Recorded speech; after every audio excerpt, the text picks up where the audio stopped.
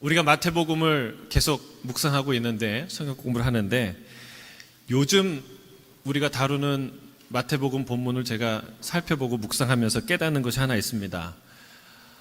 먼저 된 자가 나중되고 나중된 자가 먼저 된다라는 말이 굉장히 중요한 말이구나, 예수님이 강조해서 말씀하셨구나 라는 사실을 깨달았어요.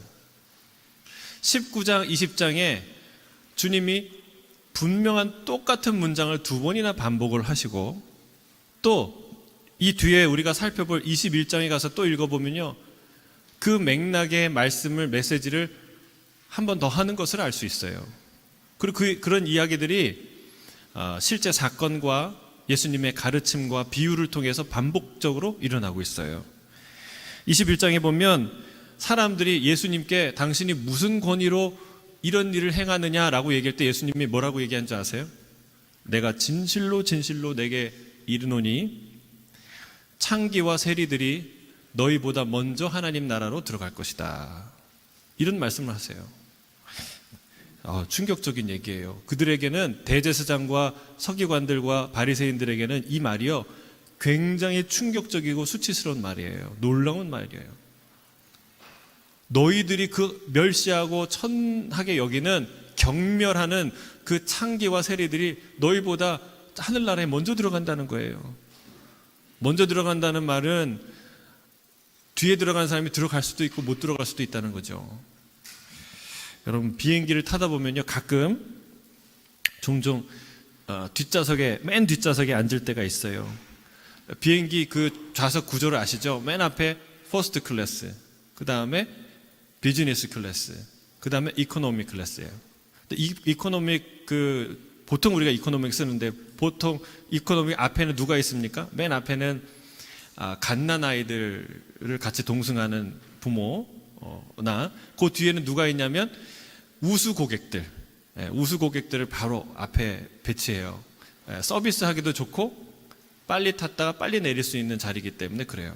근데 뒤에 앉으면요, 좀 불편한 게, 비행기가 흔들릴 때 자주 흔들려요. 심하게 흔들릴 때가 있고, 또 때로는 냄새도 나요. 그 엔진 냄새, 기름 냄새, 이런 것도 날 때가 있어요. 근데 가장 불편한 건 제일 늦게 내린다는 거예요. 다른 사람들이 다 내리고 나서 내려야 돼요. 근데요, 간혹 비행기가 뒷문이 열릴 때가 있어요. 뒷문이 열릴 때는 정말 너무 행복한 거예요. 뭐 나라가 독립이 된 것도 아닌데 아무튼 너무 행복하고 기뻐요. 저기 퍼스트 클래스에서 내리는 사람보다 먼저 내리는 거예요. 비즈니스에서 기다리는 사람보다 더 먼저 내리는 거예요, 뒷문이 열리면. 여러분, 이런 일이 일어난다는 거예요, 우리 인생에. 퍼스트 클래스 내가 먼저 내리겠지 하고 기다리는 사람이 있는데, 죄송합니다, 이번에 문이 고장나서 뒷문으로 내리시죠 하는 사건이 일어난다는 거예요. 오늘 본문에는 두 소경이 나옵니다. 이 사람들이 오늘 인생 역전을 경험해요. 그들은 예수님이 지나간다는 소리를 듣고 주님께 고쳐달라고 소리 높여 간구하죠. 사람들은 꾸짖습니다. 잠잠하라고, 시끄럽다고. 그들은 굴하지 않고 더 크게 예수님께 요청하고 드디어는 예수님의 치유를, 고침을 받습니다. 그리고 나서 예수님의 그 대열에 함께해요. 함께 예수님을 따라가요. 우리는 앞에서 부자 청년 이야기를 우리가 들었죠. 안타깝게도 그 부자 청년은 어떤 면으로 보나 더 이 거지들보다, 이 소경들보다 훨씬 더 천국에 가까웠던 사람이에요. 외모로 보나 내면으로 보나 정말 그렇게 거룩하게 살려고 애를 썼던 청년 아닙니까? 그러나 누가 먼저 예수님의 대열에 합류합니까? 이 소경들이에요. 이 거지들이에요. 그 부자 청년은 퍼스트 클래스에 탄 사람 같았으나 주의 부르심에 응답하지 못했다는 거예요. 문이 열렸는데도, 목적지에 도착했는데도 내리지 못했다는 거예요.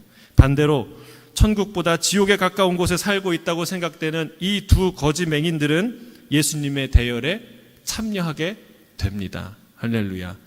여러분, 이게 인생 역전이에요. 이들은 마침내 예수 따라가는 성도들이 되었고 예수 따라가는 교회 성도들이 된 거예요. 할렐루야.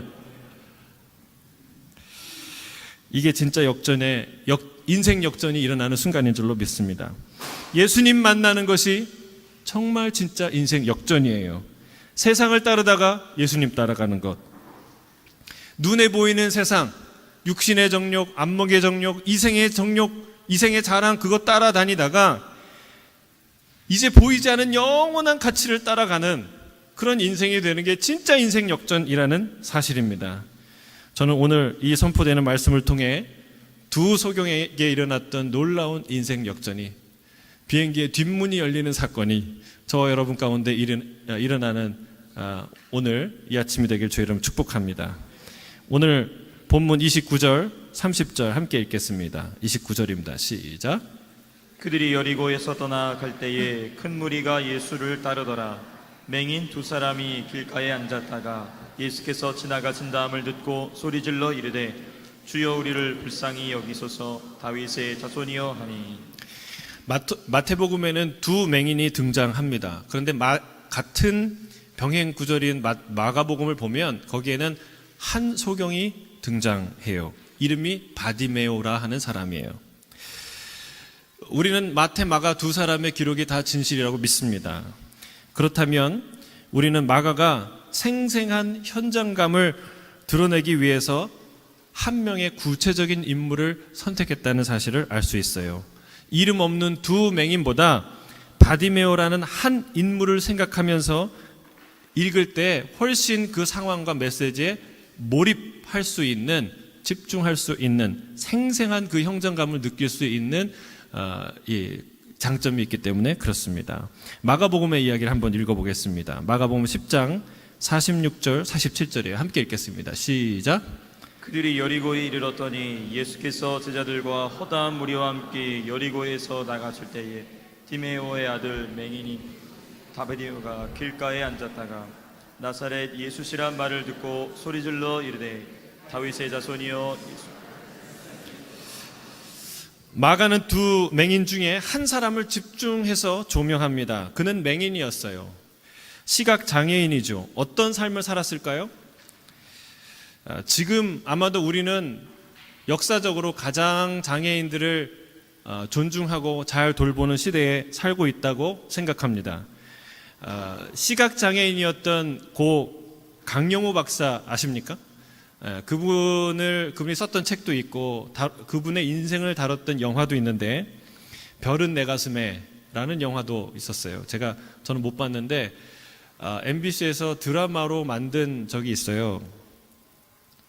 주인공이 권상우였나요? 아무튼 눈먼 새의 노래라는 이 드라마가 있었는데 거기에 보면요, 중학교 때 축구하다가 맹인이 됐어요. 근데 맹인의 삶을 준비하는데 대학 진학을 꿈꾸고 선생님하고 이 대학 진학 상담을 하는데 그 선생님이 이 맹인의 현실에 대해서 자꾸 일깨우는 거예요. 대학 진학한다는, 계속 대학을 가고 싶다는 이 강영호의 학생의 주장을 들으면서 참 철이 없다. 넌 인생을 모른다. 이런 얘기를 계속 그 얘기를 해요. 그 선생님이 그 전원일기에 나오는 일용이 그분이었어요.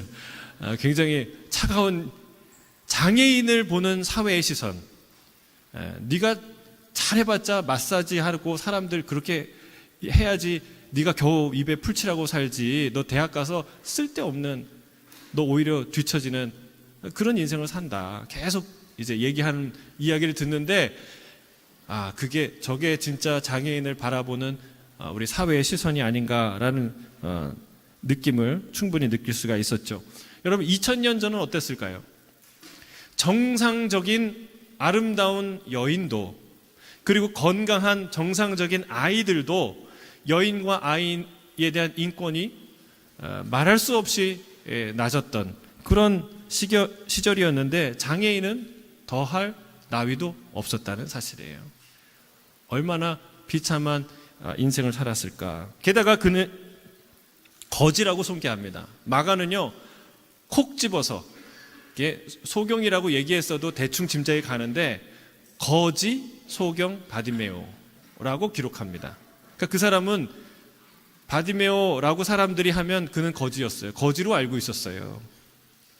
그러니까 소유한 재산이 없었던 거죠. 구걸하며 살았습니다.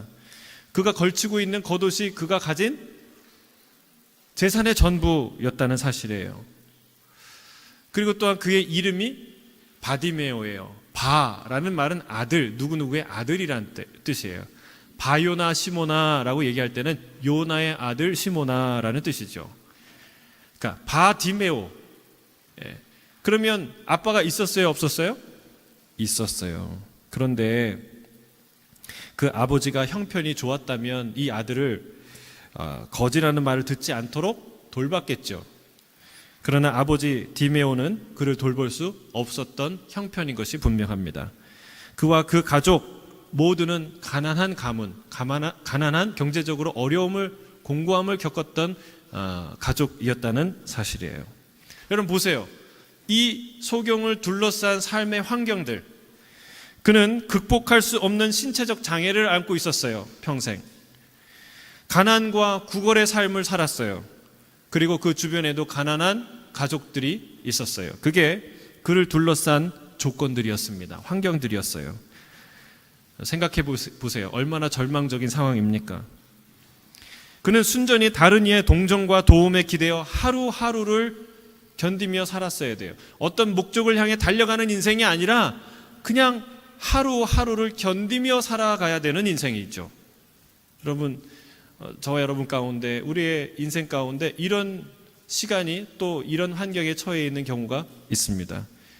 투병할 때, 병과 싸울 때 그냥 하루를 견뎌내는 게 그게 그의 삶이에요. 뭐 더 할 게 없어요. 지독한 가난 가운데 있을 때 그냥 하루하루를 견디는 거죠. 또 가정에서 아니면 회사에서 어떤 심각한 위기의 관계를 경험할 때 그냥 하루하루 한순간 한순간을 넘어가기 위해 살아요.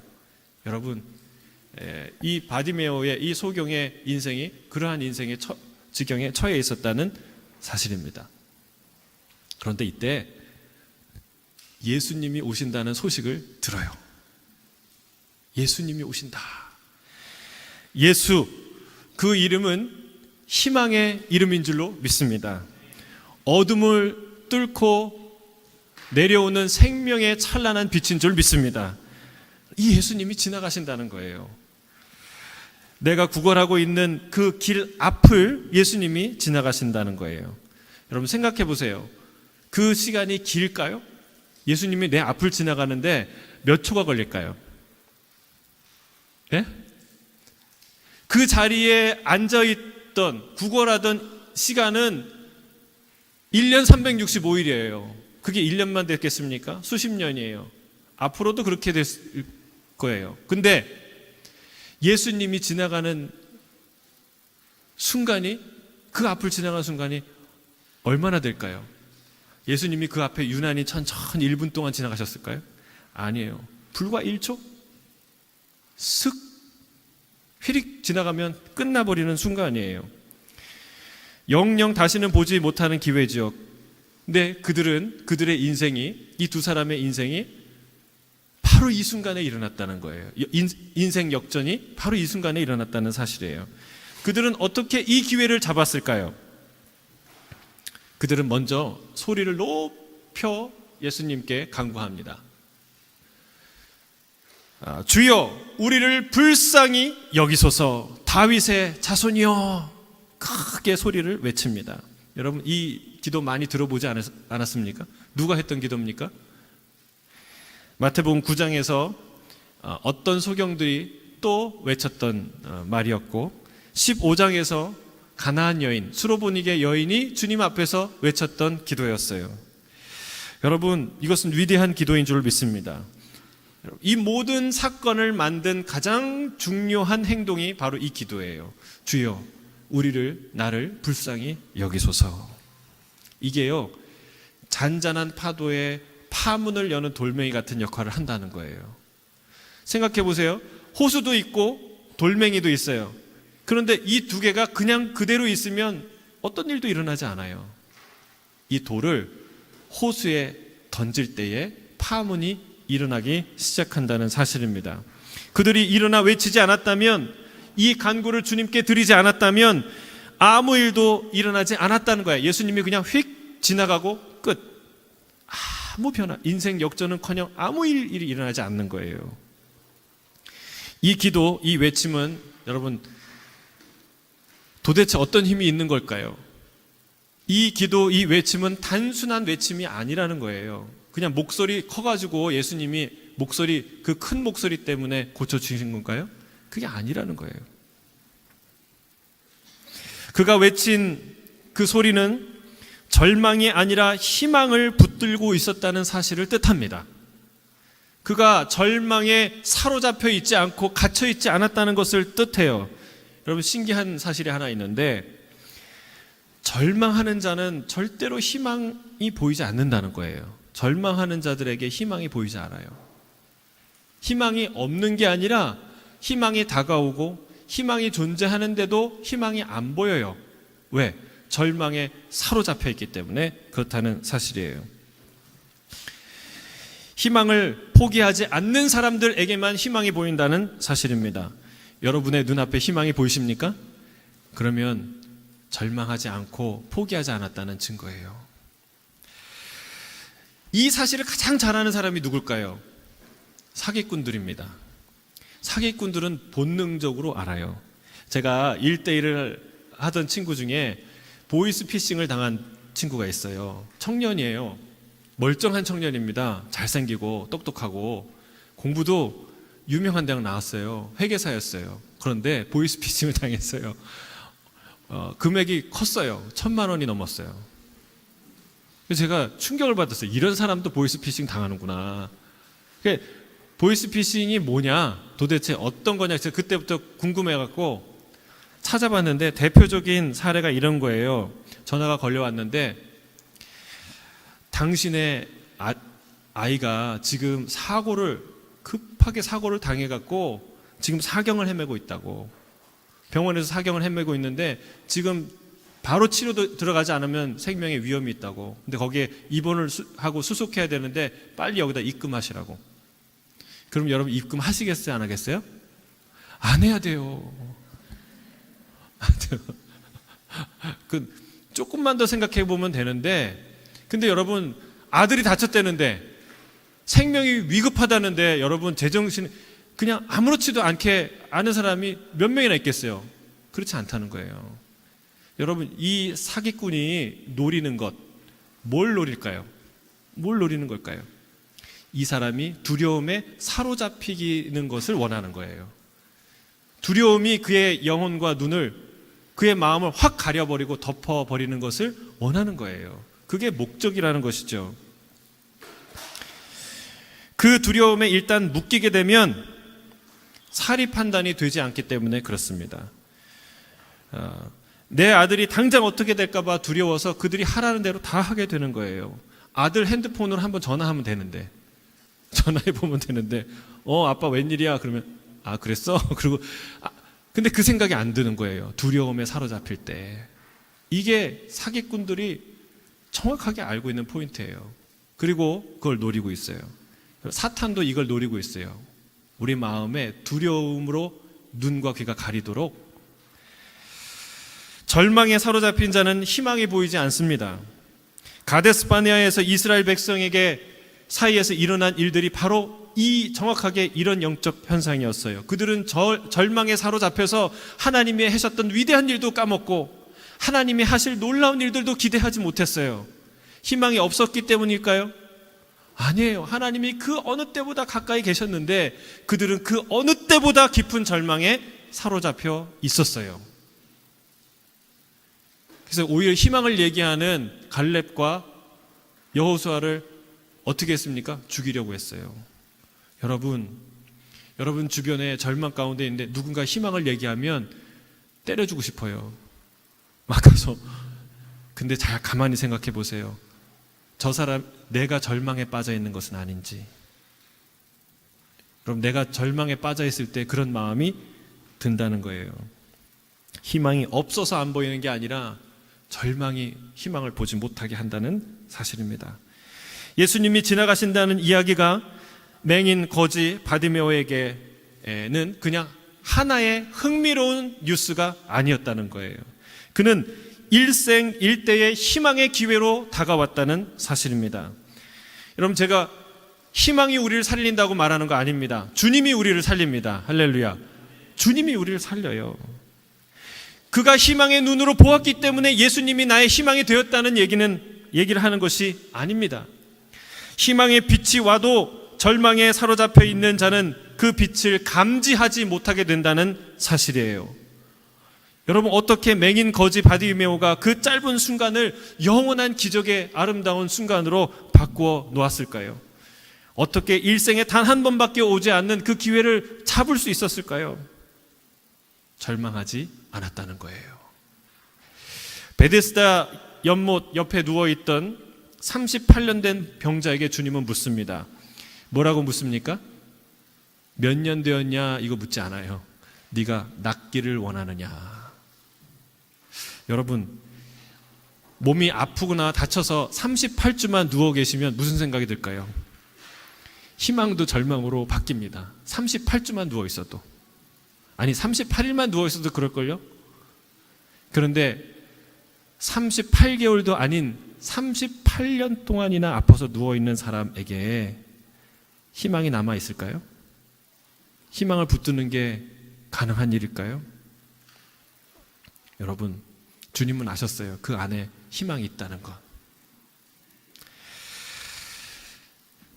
여러분, 혹시 여러분에게 38년 된 문제가 있지 않습니까? 도저히 이것은 내가 어떻게 할 수 없는 그런 절망적인 상황이 있지 않습니까? 여러분, 그러나 희망을 버리기에는 아직도 우리에게 기회와 시간이 있다는 사실이에요.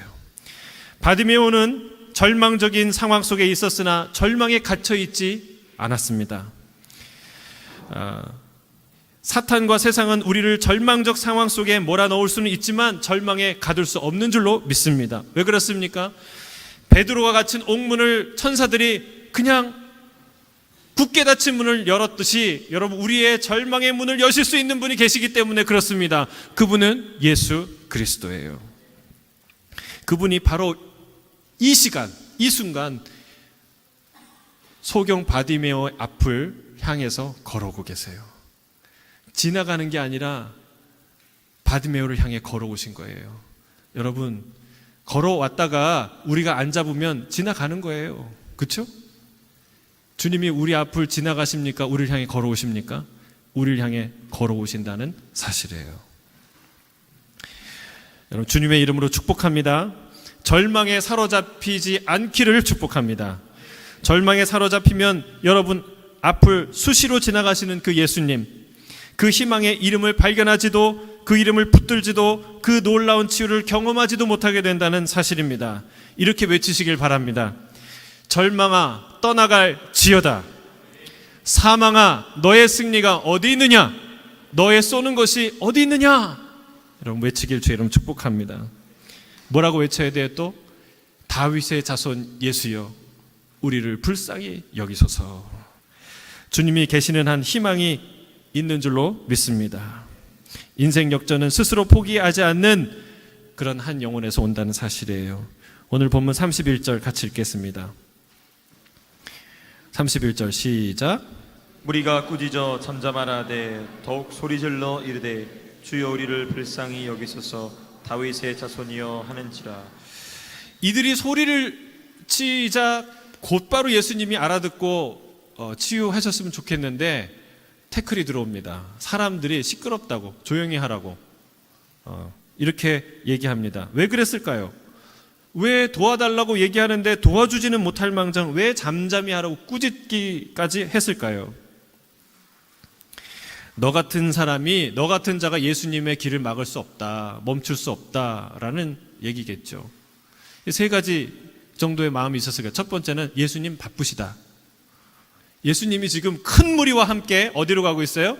예루살렘 가고 있어요. 예수님처럼 중요한 분이, 그리고 이 큰 무리가 너 때문에, 너 하나 때문에 멈출 수 없다는 거예요. 지금 매우 중요하고 바쁜 길을 걸어가고 계시다는 거예요. 두 번째는 귀찮다는 거겠죠. 귀찮다. 조금이라도 빨리 예루살렘에 가서 예수님이 그 진검승부를 하시는 그 장면을 보고 싶은 거예요. 그래서 여러분, 우리가 중요한 일을 앞두고서는 이렇게 작은 일을 무시하는 경향이 있다는 거죠. 세 번째는 하찮다는 겁니다. 하찮은 존재가 이 일을 요구하고 있는 거예요. 노숙인 가까이 가보셨습니까? 노숙인들 냄새 맡아보셨나요? 예? 지금 시대에 사는 노숙인의 냄새도 감당이 안 돼요. 근데 이 시대에 거지 2명의 냄새가 얼마나 났을까요? 예수님이 너 같은 거지를 상대할 수 없다는 거죠. 여러분, 우리는 많은 인기를 얻으면 하찮게 여겨지는 냄새나는 낮은 사람, 그런 사람을 꺼리게 됩니다. 그게 세상이고 예수님을 따라가는 무리들도 예외가 아니었다는 사실입니다. 그런데 여러분, 놀라운 게 뭐냐면 이 사람들의 반응이에요. 이 사람들이 꾸짖고 멸시하는데 어떻게 했습니까? 그들은 오히려 더 큰 소리로 예수님께 부르짖습니다. 사람들이 잠잠하라고 할 때 자존심이 상했을까요? 안 상했을까요? 상할 만하죠. 이런 마음이 막 속에서 나왔을 거예요. 니들이 아파봤어? 니들이 가난을 알아? 눈물이 왈칵 쏟아질 것 같아요. 도와주는 사람 하나도 없고 다 나한테 내 인생에 태클을 거는구나. 또는요, 한편으로는 이런 생각할 수도 있어요. 그래, 나 같은 게 뭘. 그런 생각을 했을 수 있죠. 그런데 놀랍게도 이 바디메오는, 이 맹인들은 거기서 무너지지 않았다는 사실이에요. 더 큰 소리로 주님께 나아갑니다.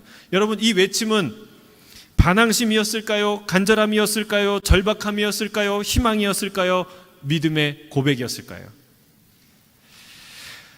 믿음의 고백이라는 것을 우리가 알 수 있는데, 이 사람들이 뭐라고 외치냐면 주여 우리를 불쌍히 여기소서 하고 그 뒤에 중요한 얘기를 해요. 다윗의 자손이요. 이것은 그들의 외침이 단순한 구걸이 아니라 믿음의 고백이었다는 사실을 알게 해주는 단서입니다. 그는 예수님이 용한 의사나 어떤 특정한 능력을 갖고 있는 힐러, 그런 사람이 아니라는 걸 알았던 거죠. 그들에게 들려오는 수많은 소문과 예수님에 관한 이야기를 통해서 그가 하나님이 보내신 분이라는 걸 알았던 거예요. 그가 성경에 기록된 메시아, 하나님이 약속했던 메시아라는 사실을 알았던 것이죠.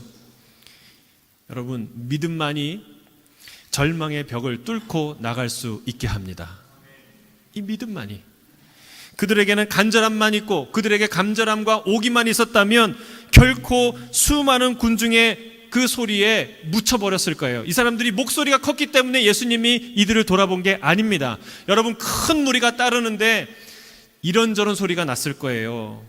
뭐 하는 비명소리도 날 수 있고 막 이런저런 외침 소리도 날 수 있죠. 예수님이 그 소란과 소리에 다 반응했을까요? 어떤 것은 서로 싸우는 것이고 어떤 사람은 되지도 않는 그 비명을 지르는 이야기일 수도 있고, 여러분, 예수님이 그 모든 소리에 다 반응했을까요? 아니에요. 예수님이 목소리가 크기 때문에 반응한 게 아니라는 겁니다. 그들의 믿음에 반응한 거예요.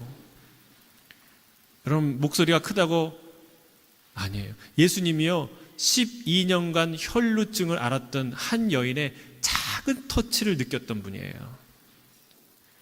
예수님 나 좀 고쳐주세요 이렇게 소리치지도 않았고요. 나 여기 있어요 흔들지도 않았어요. 예수님 지나가는데 옷자락에 살짝 손을 댄 것을 예수님이 아셨던 분이에요.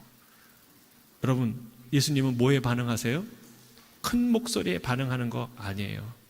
작은 목소리를 못 듣는 거 아니에요. 이 바디메오가 정확하게 예수님을 알아봅니다. 간구합니다. 다윗의 자손, 성경에 기록된 그 메시아, 이 하나님의 사람, 다윗의 자손이여 나를 불쌍히 여기소서. 그래서 예수님이 그 자리에 쓴 거예요. 우리 주님은 어떤 믿음의 기도도 다 들으시는 줄로 믿습니다. 여러분, 이 믿음의 간구에는요 원칙이 있습니다. 우리가 믿음의 간구를 하려면요, 한 두 가지 원칙이, 첫째는요, 거절을 두려워하면 안 돼요. 거절 두려워하면 안 돼요. 자녀가 끊임없이 부모에게 요구하는데 거절을 두려워할까 봐 요구를 못한다. 그건 이상한 거예요. 관계에 문제가 있는 것이죠.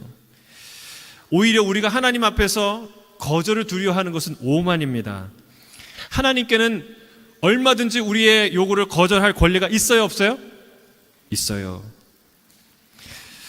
그리고 우리에게는 얼마든지 하나님께서 거절할 사유가 있습니다. 그러나 진짜 믿음의 사람은 그런 거 두려워하지 않는다는 거예요. 마치 가나안 여인처럼, 수로보니게 여인처럼 그녀는 자신의 간구에 냉담했던 것처럼 보이는 예수님의 반응에 절망하지 않았어요. 뜨뜻미지근한 예수님의 반응에 토라져서 상처받아서 집에 가지 않았다는 거예요. 오히려 주의 말씀이 옳소이다마는 개들도 주인의 상에서 떨어지는 부스러기를 먹나이다 라며 자리를 떠나지 않았던 사람이죠. 주님이 뭐라고 칭찬합니까? 여자여, 내 믿음이 크도다. 내 믿음이 크도다.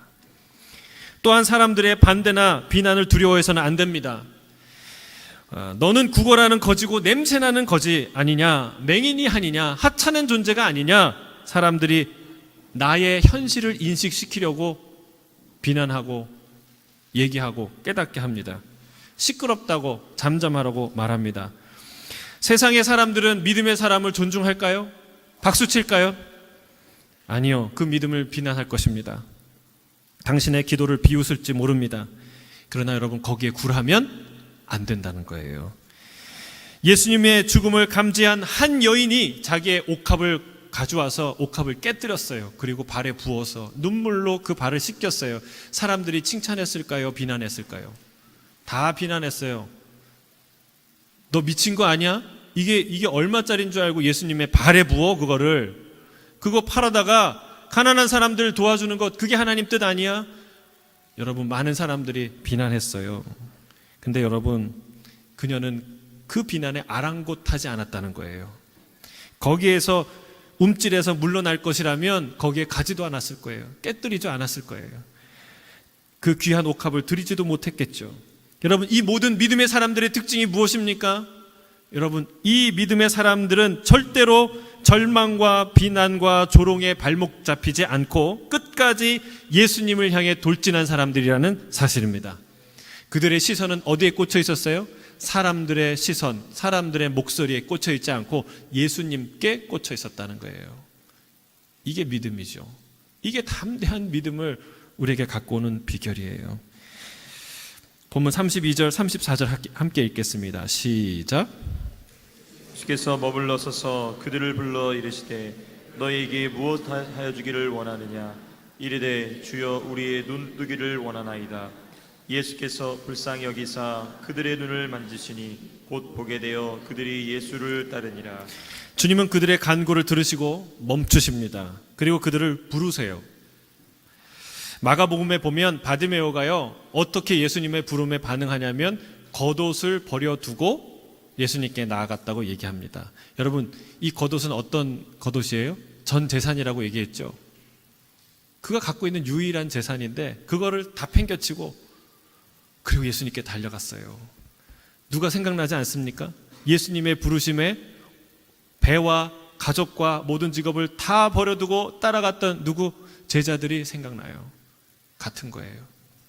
여러분, 예수님의 부름, 예수님 앞으로 나아가는 사람들의 공통된 특징이 있는데 버려야 한다는 거예요. 무언가를 버려야 한다는 거예요. 버리지 못한 사람이 부자 청년이에요.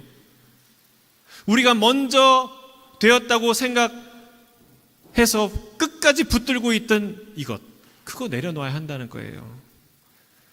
여러분, 이 믿음의 사람 바디메오는요, 그걸 버리고 예수님께 달려갑니다. 주님이 무엇을 해주기를 원하느냐? 내 눈뜨기를 원합니다. 주님이 그의 눈을 만지세요. 그리고 그의 눈이 떠집니다. 할렐루야. 주님은 우리의 아픔을 반드시 만져주실 줄로 믿습니다. 그의 눈을 만지셨어요. 말로만 해도 되는데 그 눈을 만지셨어요. 하나님이 반드시 우리에게 터치하세요. 우리의 아픔, 아무도 알 수 없는 그 아픔, 하나님 앞에 내려놓으세요. 예수님께 고백하세요. 주님이 그걸 터치해 주실 거예요. 그게 상처가 아니라 영광의 흔적이 될 줄로 믿습니다. 그런 기적이 예수님 앞에서 일어나는 거예요. 마지막으로 한 가지 우리가 기억해야 될 게 있어요. 거지 소경 바디메오의 인생 역전에서 가장 큰 하이라이트가 남아있어요. 그건 무엇입니까? 오늘 성경 본문 마지막 끝에 이렇게 기록하고 있다는 거예요. 그들이 예수를 따르니라. 같이 한번 읽어볼까요? 시작. 그들이 예수를 따르니라. 바디메오와 그의 친구는 예수님을 따릅니다. 여러분, 이 성경에 그의 이름이 기록되어 있다는 사실이 놀라워요. 주님이 많은 사람들을 고쳐주셨는데 그 고친 사람의 이름이 기록되나요? 거의 없어요. 거의 다 기록되지 않아요. 그리고 이 사람은요, 니고데모처럼 출신이 좋은 사람, 명망 있는 사람, 그래서 이름이 다 아는 사람, 그런 사람 아니에요. 거지였어요. 제자들이 이 사람의 이름을 알았을까요? 몰랐을 거예요. 그 여리고성에 앉아서 구걸하는 거지의 이름을 누가 알겠어요? 근데 어떻게 기록됐을까요?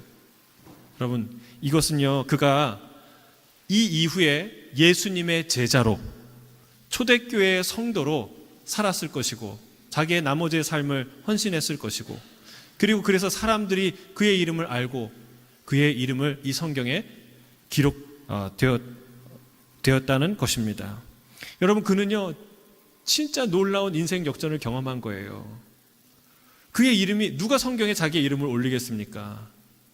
적어도 신약 성경을 읽는 모든 사람에게 알려지는 유명 인사가 된 것이죠. 진짜 인생 역전은 예수님을 따르는 데서 오는 줄로 믿습니다. 그 한 이름 없는 거지가, 맹인이 영원히 그냥 사람들의 기억 속에서, 시야에서 사라질 뻔했던 한 인생이 영원히 기억되는 아름다운 이름이 되었어요. 그때 여리고성에 유명했던 사람이 있었을까요? 없었을까요? 많았겠죠. 근데 여러분 보세요. 그 당시 여리고성 큰 성이었는데 그 여리고성에 떵떵거리고 살았던, 많은 사람들이 보면 부러워했던 그 한 사람 이름이 뭔지 아세요? 아무도 몰라요. 관심도 없어요. 찾을 길이 없어요. 근데 그 이름은 영원히 사라져버렸어요.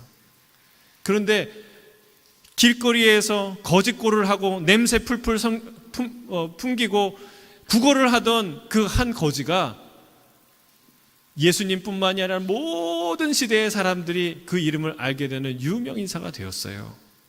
여러분, 진짜 인생 역전은 어디 안에 있나요? 예수 그리스도 안에 있는 줄로 믿습니다.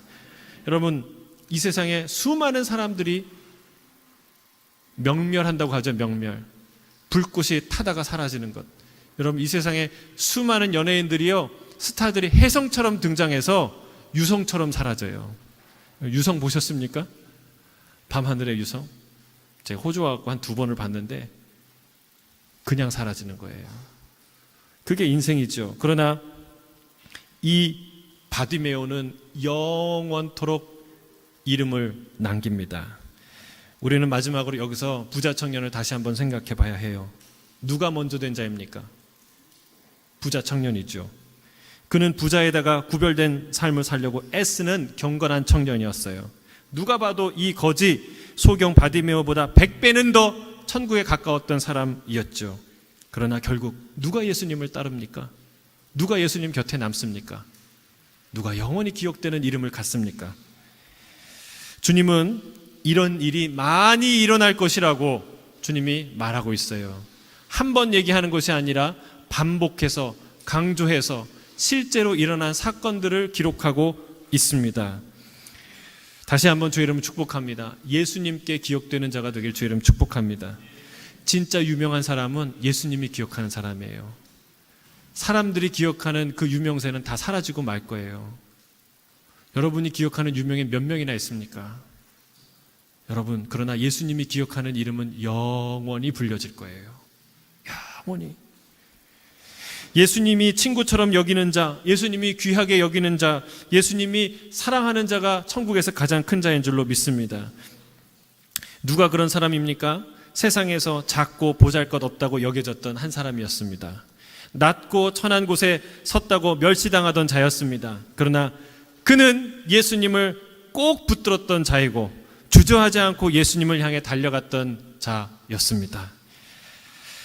그래서 여러분, 마지막으로 말씀합니다. 나는 퍼스트 클래스가 아니라고, 비즈니스석이 아니라고, 앞자리가 아니라고, 내 인생은 꽝이라고, 맨 꼬라지라고 절망하지 마시길 주의 이름 축복합니다. 주님은 뒷문 열린다 얘기하고 있는 거예요. 먼저 된 자가 나중 될 것이다.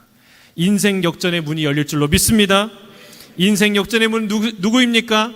예수 그리스도예요. 절망과 비난의 벽을 뛰어넘어 주님께 나아가는 믿음의 사람, 저와 여러분이 되길 주의 이름으로 축복합니다. 아멘.